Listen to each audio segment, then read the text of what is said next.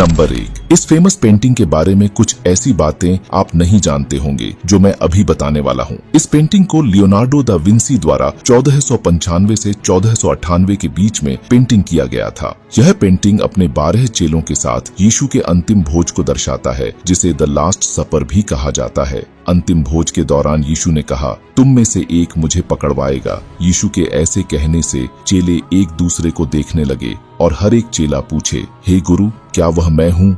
आप यहाँ देख सकते हैं कि एक चेला पूछ रहा है। तब यीशु ने उत्तर दिया, जिसने मेरे साथ थाली में हाथ डाला है वही मुझे पकड़वाएगा। यीशु के ऐसा कहने से आप पेंटिंग में देख सकते हैं कि एक चेला डर से अपने हाथों को पीछे की ओर किया हुआ है और दूसरे तरफ देख सकते हैं कि एक चेला भी अपने हाथ को अपने तरफ खींच रहा है और दूसरे हाथ में धन का पोटली पकड़ा हुआ है। और हम देख सकते हैं कि यीशु ने अपने हाथ को ब्रेड की तरफ आगे बढ़ाया हुआ है। इस बात को हम सभी कोई जानते हैं कि यहूदा ही वही चेला था जिसने यीशु को पकड़वाया था। नंबर 2, जॉर्डन में मृत सागर के किनारे मौजूद ये जो खंबा है, ये मिट्टी से बने खंबा नहीं है, बल्कि ये एक महिला है जो खंबे में बदल गई है। कौन है और कैसा वह एक नमक के खंबा में बदल गई, आइए हम जानते हैं। तो बात उस समय की है जब वर्तमान जॉर्डन में 2 शहर सदोम और अमोरा हुआ करते थे। लेकिन सदोम और अमोरा में बहुत पाप बढ़ने के कारण परमेश्वर ने उन शहरों को तबाह करना चाहा। लेकिन तबाह करने से पहले लूत का परिवार जो पवित्र था, उनको 2 दूतों के द्वारा से शहर से निकल जाने का आदेश दिया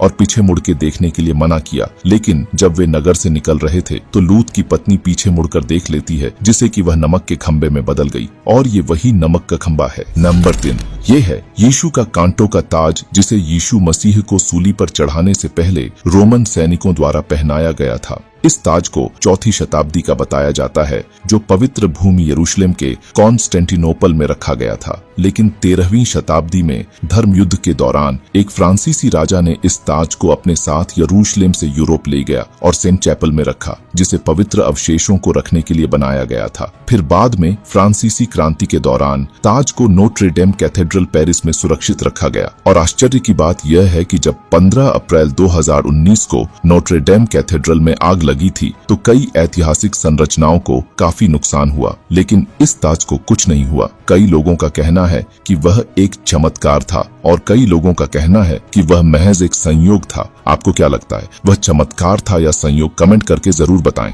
नंबर 4, ये तो आप सभी जानते हैं कि बाइबल 2 मुख्य भागों में विभाजित है, पुराना नियम और नया नियम में। लेकिन क्या आप जानते हैं कि बाइबल के इन दोनों भागों में कितनी कितनी किताबें हैं? आइए हम जानते हैं। पुराना नियम में 39 किताबें हैं और नए नियम में 27 किताबें हैं। इसी प्रकार पूरी बाइबल में कुल 66 किताबें हैं। नंबर 5, यीशु के वस्त्र, जिसे सीमलेस वस्त्र या पवित्र वस्त्र के रूप में भी जाना जाता है, उसे जर्मनी के कैथेड्रल ऑफ ट्रायर में रखा गया है। लेकिन अब तक उस वस्त्र को बहुत ही कम लोगों ने देखा है और जिन्होंने भी उस पवित्र वस्त्र को देखा है, उनका कहना है कि उस पवित्र वस्त्र के पास जाने के बाद उन्होंने एक अलग ही दैवीय शक्ति का अनुभव किया। और उनका यह भी कहना है कि उस पवित्र वस्त्र को देखने के कुछ दिन बाद उन्होंने अपने जीवन में बदलाव महसूस किया। आखिर में अगर आप भी मेरी तरह यीशु मसीह से प्रेम करते हैं तो कमेंट में आमीन टाइप करना न भूलें।